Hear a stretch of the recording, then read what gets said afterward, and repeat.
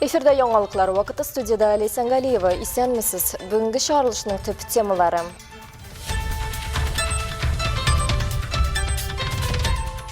Халык фикере. Әлмәтлеләр үз ишегалларын проектлый. Әлмәт районында быел 51 ишегалды төзекләндереләчәк. Икесе инде төзекләндерелә башлады. Биредә эшләр тиздән башланыр дип өметләнә яшәүчеләр. Күчемсез милек хуҗаларына Росреестр кадастр эшләре белән мошенниклык турында кисәтә. Как и регистрация домов на таких землях.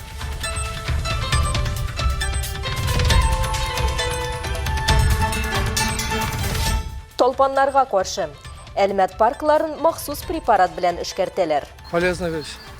Обрабатывать надо. Главное здоровье людей.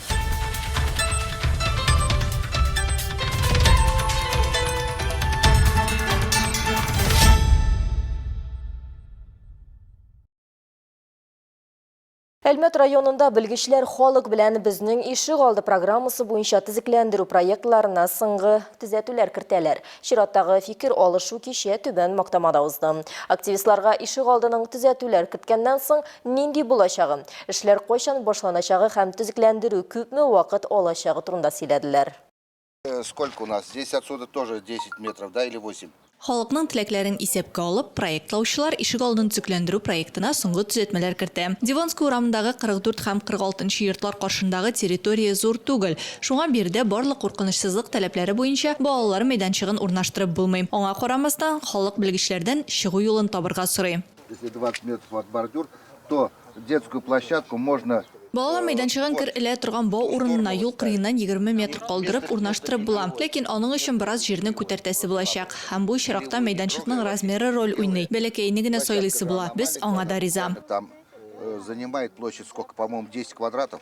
Халыкның парковка зонасында тора торган багана да кызыксындыра. Белгечләр техник яктан аны алу мөмкинлеге булмаса, бу урында яшел зона ясаячак. Мидхәт Сафиуллин биредә 20 елдан артык яши. Вәгъдәләр күп булды, әмма уңайлы һәм мотор ишегалды барыбер күрмәдек ди. Бу юлы проект буенча барысында вакытында эшләп бетерерләр дип өметләнәм. Доволен, если нас опять-таки не обманут. Если, как говорится, то, что мы здесь обговаривали с представителями, с девушкой этой, то да, это будет нормально. Татарстан Республикасы рәисе Рөстәм Миңнехановның программасы буенча Әлмәт районында быел 51 ишегалды төзекләндереләчәк. Икесе инде төзекләндерелә башлады. Биредә эшләр тиздән башланыр дип өметләнә яшәүчеләр. Әмма Некрасов урамы 13-нче йортта яшәүчеләр әле эшләр тиз арада башланмас дигән фикердә. Проектка кертәсе төзәтүләре күп. Алар тротуарларның урнашуын тагын бер кат карарга, күрше Хади Такташ урамындагы 1-нче һәм 3-нче йортлар каршындагы парковка зонасын арттыруны һәм зур балалар мәйданчыгын җиһазлауны сорый. Детям играть негде, здесь детей много. Балаларга уйнарга урын юк. Безнең монда балалар күп. Әле як-ягыбызда мәктәп белән балалар бакчасы да урнашкан. Ишегалды зур, өйләр күп, ә уйнарлык урын юк. Җирдә тигез түгел, аны тигезләүдән башларга кирәк эшне. Все это выровнять, хоть песком сделать. Белгечләр схемада кайда һәм нинди балалар җайламасы урнашачагын күрсәтте. Будет качели двойная с гнездом, даже тройная здесь качели. Будет карусель и будет дик полноценный с лазилками. А здесь будет спортивная у вас зона. В этой части у вас идет теннисный стол. Ә менә парковка урыннары белән хәлләр катлаулырак. Бүгенге район буенча асфальт-бетон түшәмәләр лимиты 4000 квадрат метрга арттырылган. Алсынуриева, Рамил Базартинов, Яңалыклар вакыты, Лучальмә телекомпаниясе.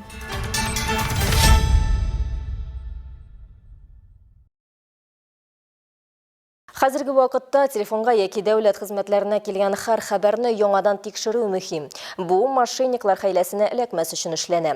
Ел башыннан госуслуги кушымтасы аша 100 меңнән артык күчемсез милек хуҗаларына хәбәр җибәрелгән.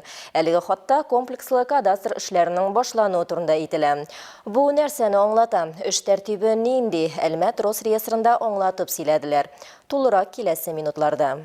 Мошенниклар түгел. Мондый хәбәрне алганда татарстанлыларга борчылырга кирәкми. Бу мошенниклык түгел. Госуслугины бузуда түгел дип ышандыра Росреестрның Татарстан Республикасы буенча идарәсе Әлмәт бүлеге баш белгече Денис Костин. Для правообладателей недвижимости комплекс кадастровых работ. Комплекслы кадастр эшләре чыгымнарсыз җир участокларын шикләрен ачыкларга һәм киләчәктә күчемсез милек белән эш иткәндә проблемалардан сакланырга мөмкинлек бирәчәк. Бу хәзер аеруча актуаль, чөнки 2025 елның 1 мартыннан шикләре билгеле булмаган участоклар белән эш итү мөмкин түгел. Как и регистрация домов на таких землях.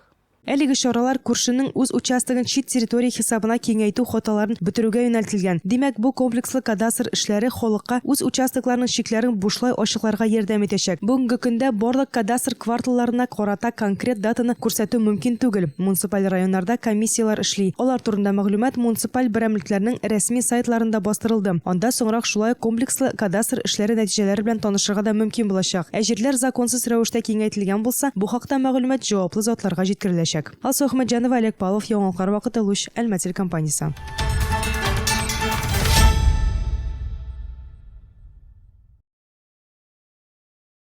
Әлмәт районында талпаннарга каршы көрәш башланды.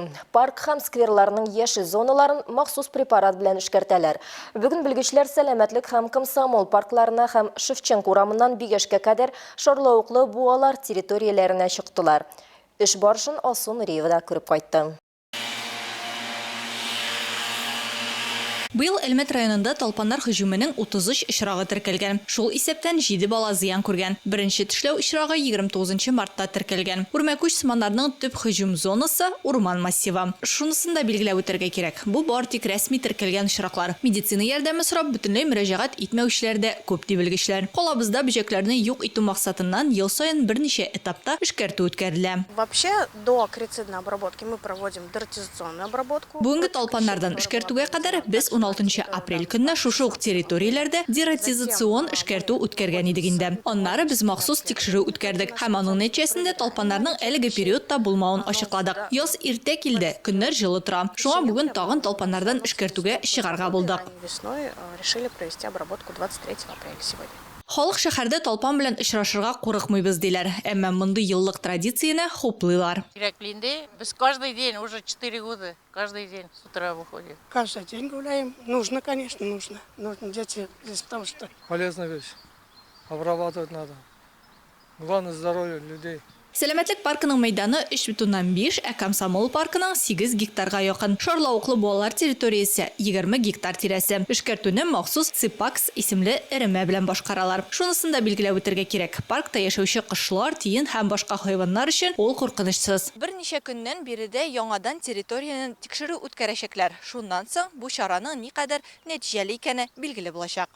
Әгәр 3-5 көннән соң талпаннар табылса, эшкәртүне кабат үткәрәчәкләр. Бу көнне шәһәр халкын һәм кунакларын әлеге паркларда йөрүдән тыелырга, җирдән бер нәрсә дә алмаска, паркларга килгәч кулларын сабын белән җентекләп юуларын сорыйлар. Шулай ук белгечләр талпаннар очрарга мөмкин булган башка урыннарга барырга җыенганда, тәнне мөмкин кадәр каплый торган кием кияргә кирәк диләр. Ачык төстәге киемгә өстенлек бирү мөһим. Анда талпанны күрү җиңелрәк. Өйдән чыгар алдыннан киемнәрне талпаннарны куркыта торган репеллентлар белән эшкәртергә була. Йөреп кайткач, һичшиксез талпаннар кадаларга ярата торган урыннарны игътибар белән карагыз. Май ахыры, июнь башында белгечләр шәһәр мәйданын һәм Түбән Мактама бистәсендәге Сабантуй территориясен эшкәртәчәк. Алсу Нуриева, Алия Муратова, Яңалыклар вакыты, Луч Әлмәт телекомпаниясе.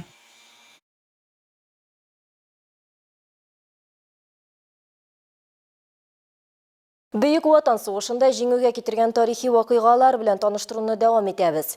1945 елның 23 апреле, сугышның 1402 көне. Бу көнне Польша гаскәрләренең 1-нче армиясе дивизияләре 1-нче Белоруссия фронтының 61-нче армиясе белән берлектә Араньенбург шәһәре районында каналны кичеп 2-нче Белоруссия фронты полосасыннан күчерелгән 3-нче диңгез пехота дивизиясен тармар итә. Бу көнне 1-нче Украина фронты гаскәрләре Любен, Треббин шәһәрләрен ала һәм көньяктан Берлинга бәреп керә. Шул ук вакытта фронт гаскәрләре Эльба елгасына чыга. 2-нче Украина фронты гаскәрләре Гаданин шәһәреннән көньяк көнбатыштарак Чехословакиядә Микулов шәһәрен азат итә. 1945 елның 23 апрелендә барлык фронтларда дошманның 110 танкы, 60 самолеты юк ителә. Балтик диңгезенең көньяк өлешендә 2 крабы батырыла. Бөек җиңүгә 17 көн калып бара.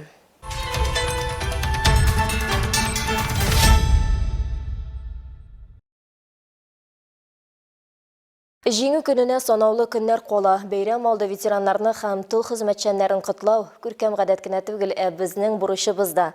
Ансар Хәйрия фонды вәкилләре бүген сугыш ветераны Әлмәт муниципаль районының мактаулы гражданины Николай Афанасьевич Федотовны котлады. Николай Афанасьевич 1924 елда Башкортостанда туып, Кырыс тормыш мәктәбен үтә. Пехота училищесын тәмамлагач, фронтка мобилизацияләнә. 95-нче гвардия дивизиясенең миномет ротасында хезмәт итә. Беренче яралануын ул 1943 елда Орел Курск дугасындагы сугышта ала. Шул ук елның көзендә яңадан яралана. Будапешт азат ителгәннән соң 1944 елның декабрендә ул Мәскәү инженер училищесына билгеләнә. Оннан сугыштан соңгы 2 елда кырларны миналардан арындыру буенча хезмәт итә. Әлмәт бораулау эшләре идарәсендә атаклы эшчедән алып, бораулау мастерына кадәр юл үтә. Николай Афанасьевич ватан алдындагы казанышлары өчен югары бүләкләр белән билгеләнә. Хәзер Николай Афанасьевич зур гаиләнең җылысын тоеп яши. Аның 5 баласы, 9 оныгы һәм 11 оныкчыгы бар.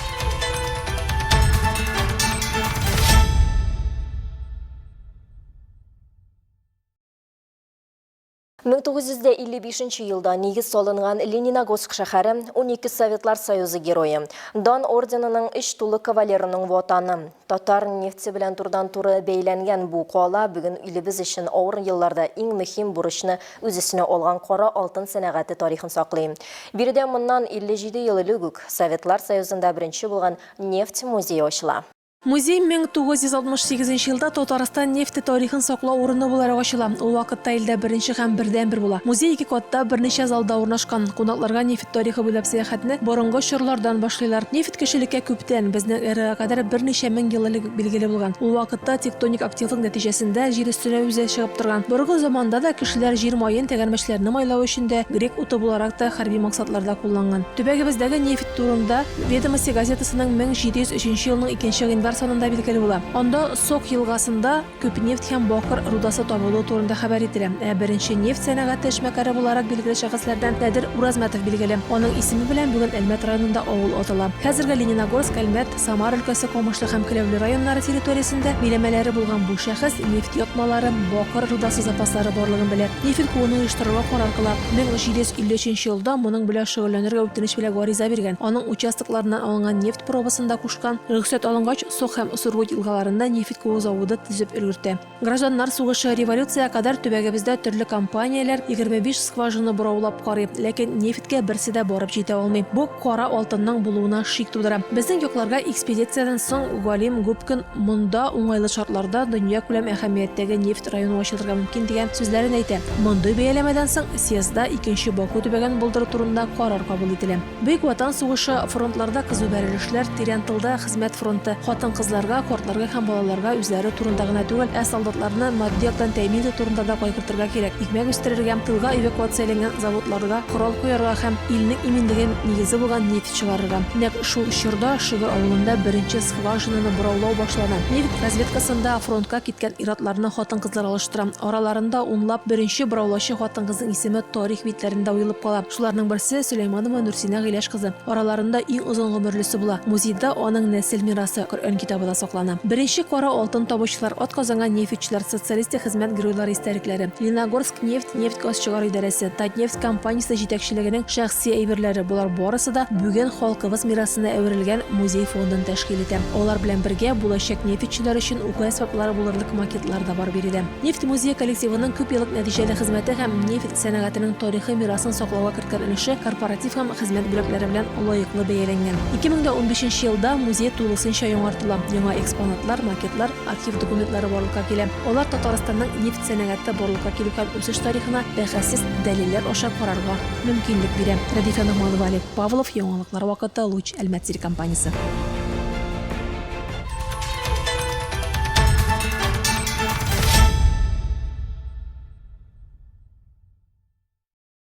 Әлбәттә татар малайы татар кызчыгы исемле традицион бәйге узды. Аны оештыру тарихына инде 20 елдан артык. Беренче этапта 17 балалар бакчаларында тәрбияләнүче 21 баладан гариза килгән. Араларында финалга 7 малай, 6 кыз чыккан. Алар туган телне, гореф-гадәтләрне, гаилә тарихын белүдә көч сынашты. Иң нәни катнашучыга 5 яшь, ул 30-нчы балалар бакчасыннан. Һәр катнашучы визит карточкасы тәкъдим итте. Үз һөнәрләре турында сөйләде. Шу усталыгын күрсәтте. Финалистларның берсе дә бүләксез калмады. Беренче, икенче, өченче урыннардан тыш аерым номинацияләрдә дипломнар да тапшырылды.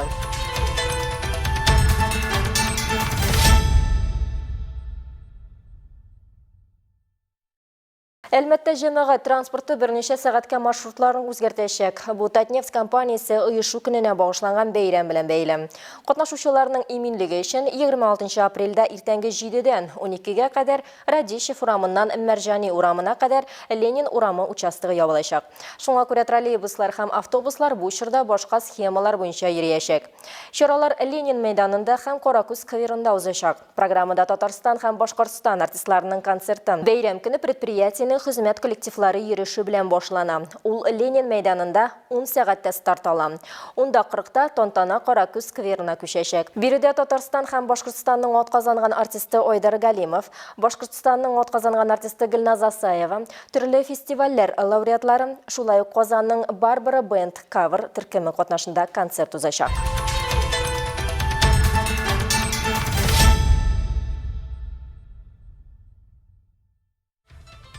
Хөрмәтле тамашачыларыбыз, яңалыклар чыгарылышының туры трансляциясын сез ВКонтакте социаль шелтәренә кереп, Луч Әлмәт төркемендә сәгать кичке 7-дә карый аласыз.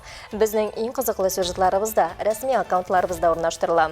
Моннан тыш сез үзегез дә яңалыклар, актуаль вакыйгалар һәм проблемалар белән уртаклаша аласыз. Моның өчен экраннарыгыздагы сылтама буенча күчәргә мөмкин. Төбәгебез өчен сыйфатлы һәм мөһим яңалыкларны бергә булдырыйк. Бүгінге шулар иде. Мин Ләйсән Галиева һәм монтаж операторы Булат Усманов сезнең белән сау булашабыз. Исән сау булыгыз.